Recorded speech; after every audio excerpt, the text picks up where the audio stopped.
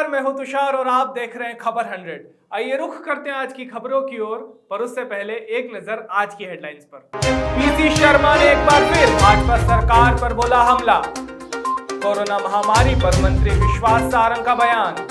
पृथ्वीपुर राधा सागर तालाब में मिली युवक की लाश। खातेगांव एसडीएम ने किया नेमावर क्षेत्र का दौरा। मध्य प्रदेश में प्राकृतिक आपदा से हुई हानि और किसानों की आत्महत्या को लेकर कांग्रेस लगातार प्रदेश की शिवराज सरकार पर हमलावर हो रही है। प्रदेश के पूर्व जनसंपर्क मंत्री पीसी शर्मा ने एक बार फिर भाजपा सरकार पर निशाना बोला है। पीसी शर्मा ने कहा कि पहले सीहोर और अब इछावर में किसान ने अपनी जान दी है। आगे उन्होंने कहा कि शिवराज सरकार के आने से लगातार किसानों की आत्महत्या बढ़ रही है और जब 15 सालों तक शिवराज सरकार थी तब भी प्रत्येक साल हजारों किसान लाचार होकर अपनी जीवन लीला को समाप्त करते थे। सिटी के प्रोजेक्ट इसलिए रुके कि 15 महीने की जो कांग्रेस की सरकार थी उसने बजट ही रिलीज नहीं करा, इसलिए रुक गए।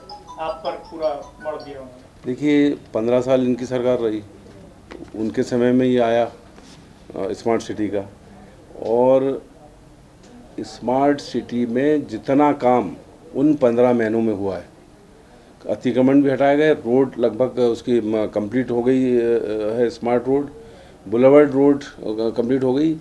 पर ये पहले से ही जो स्मार्ट सिटी का कंसेप्ट था बीजेपी का, और भोपाल में जिस जगह बनाया गया जहाँ कई दुकानदारों को वहाँ से बेघर उनकी दुकानें हटाई गई, लोगों के रहवासी कर्मचारियों के मकान हटाए गए, उनको आज तक बहुतों को नहीं मिला, झुग्गियाँ हटाई गई, और गरीब वहाँ पे परेशान हो रहा है। जो पुराने लोग रहवासी हैं प्राइवेट, वो परेशान हो रहे हैं। ये कंसेप्ट ही वहाँ गलत था, लेकिन उसके बावजूद क्योंकि ये कंसेप्ट आ गया था केंद्र सरकार का होता, पूरा पैसा कांग्रेस के समय पे उसमें दिया गया। और मैं समझता हूँ कि मैक्सिमम काम जो हुआ है वहाँ 15 महीने में हुआ है, उसके पहले नहीं हुआ। नहीं, निश्चित तौर पर मैं समझता हूँ कि ये कांग्रेस पार्टी ने जो नया कमलनाथ जी के नेतृत्व में भोपाल का जो मास्टर प्लान बनाया है, इन मास्टर प्लान में ये सब चीज़ें चिन्हित की गई हैं। 8 और 9 तारीख को इसमें जन सुनवाई है वीडियो कॉन्फ्रेंसिंग के माध्यम से, और मैं समझता हूँ कि इस तरह के जो ऑब्जेक्शंस आएंगे, मैं इस चीज़ को वहाँ उठाऊँगा कि ये जो तालाब के अंदर अतिक्रमण है, ये इसको मास्टर प्लान में चिन्हित किया जाए। मास्टर प्लान में ये चीज़ें जो है उसके तालाब के अंदर चिन्हित होना चाहिए, जिससे अतिक्रमण के नाम पे इनको हटाया जा सके। और जहाँ तक मंत्री जी का सवाल है, मैं समझता हूँ कि अभी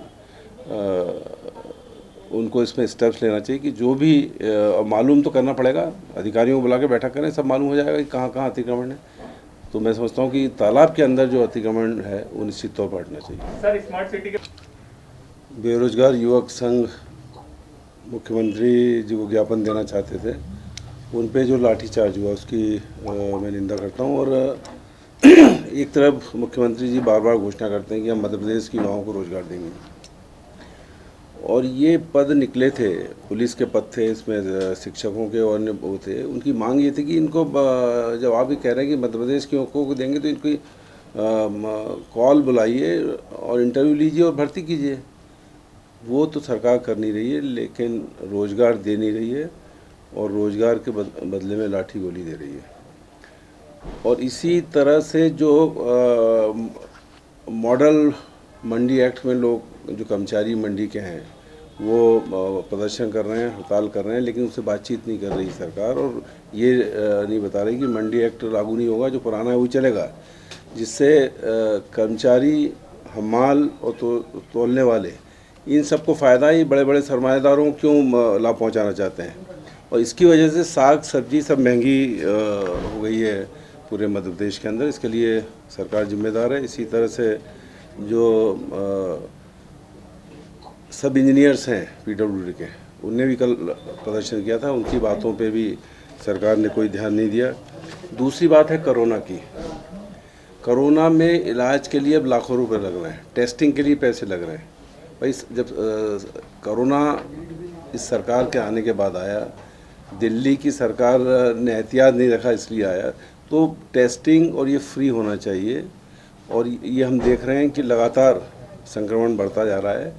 अगर हम पिछले 5 दिन की बात करें तो 1000 संक्रमण भोपाल में हुआ है और इंदौर में लगातार बढ़ रहा है, ग्वालियर में बढ़ रहा है।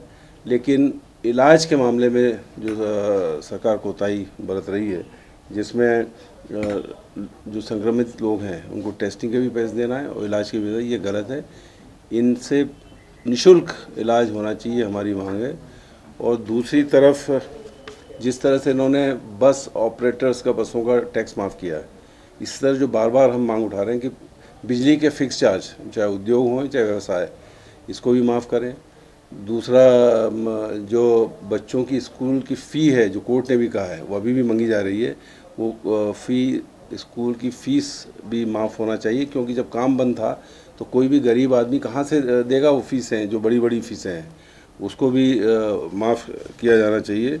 ये मांग है हमारी। और इसके अलावा भोपाल की अगर बात करें तो यहाँ ट्रैफिक सिग्नल्स चालू नहीं है, उसकी वजह से लगातार एक्सीडेंट्स हो रहे हैं।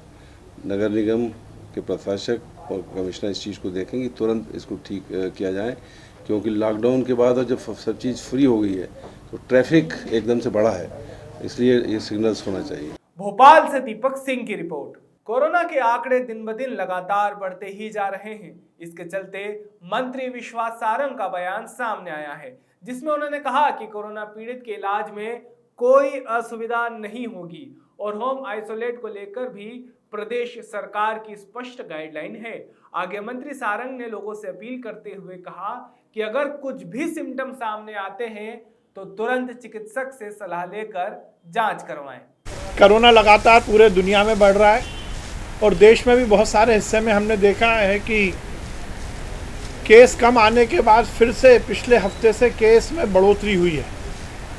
ये इस बात को परिचायक है कि कोरोना भी ख़त्म नहीं हुआ। मध्य प्रदेश में हमारी सरकार पूरी मुस्तैदी से इस समस्या के निदान में लगी है और हमने भी अब आगे की रणनीति के तहत हमारे सभी मेडिकल कॉलेजेस में शहर और उस पूरे रीजन के हिसाब से विचार करके यदि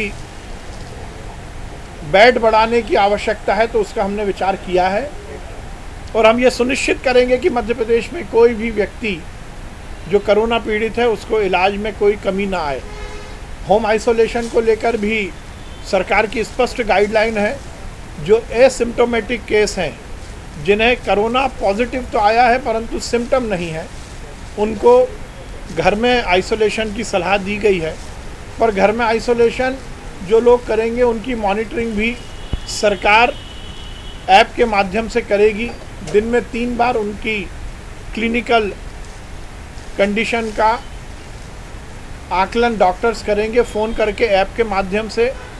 और यदि कोई सिम्टोमेटिक है, यदि उसे बुखार है या उसे ऐसे सिम्टम आते हैं जो कोरोना के हैं, तो उसे यही सलाह दी गई है कि वो अस्पताल में भर्ती हो। पर होम आइसोलेशन यदि एसिम्टोमेटिक है तो वो बहुत उपयोगी हो रहा है, सफल हो रहा है, पर उसकी मॉनिटरिंग भी सरकार के डॉक्टर्स समय समय पर करते रहेंगे। अच्छा होता गोविंद सिंह जी की नींद उस समय खुल जाती जब कांग्रेस की सरकार थी। कांग्रेस की सरकार में तो बहुत सारे मंत्रियों ने और कांग्रेस के नेताओं ने सबसे बड़ा अवैध उत्खनन का आरोपी गोविंद सिंह जी को ही कहा था। पर ये केवल और केवल कांग्रेस की सरकार जाने के बाद का फ्रस्ट्रेशन है। वैसे गोविंद सिंह जी बहुत वरिष्ठ नेता हैं, वो यात्रा कर रहे हैं तो बहुत अच्छी बात है, परंतु यात्रा सार्थक होगी तो उसका सार्थक परिणाम निकलेगा। और इस तरह की यात्रा और इस तरह का विचार यदि कमलनाथ जी की सरकार के समय उनमें आ जाता तो शायद ज़्यादा उपयोगी होता। देखिए, ये जो प्रदर्शन हो रहा है, आप उन युवाओं से भी पूछेंगे तो वो प्रदर्शन कांग्रेस की सरकार की नाकारा नीतियों के खिलाफ ही कर रहे हैं। हमारी सरकार ने तो जब शिवराज सिंह चौहान जी पहली बार मुख्यमंत्री बने थे और 13 साल तक हमारी सरकार ने रोजगार की उपलब्धता सुनिश्चित की थी। सरकारी नौकरियों में भी, प्राइवेट सेक्टर में भी, और युवा स्वयं का रोजगार कर सकें उसके लिए भी मुख्यमंत्री ने अलग अलग तरह की योजनाएं मध्य प्रदेश में लागू की थी। पर 15 महीने में कांग्रेस की सरकार ने कुछ नहीं किया और ये जो बैकलॉग की स्थिति बनी है ये उसी समय की है। हमारी सरकार कटिबद्ध है। हम ये सुनिश्चित करते हैं कि हम मध्य प्रदेश के युवाओं को रोजगार के 100 अवसर उपलब्ध कराएंगे।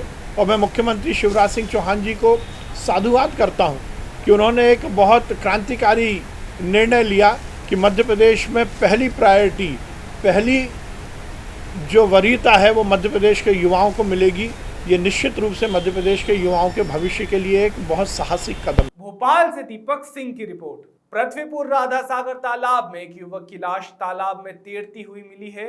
युवक को पृथ्वीपुर थाना क्षेत्र के गतारा निवासी बताया जा रहा है।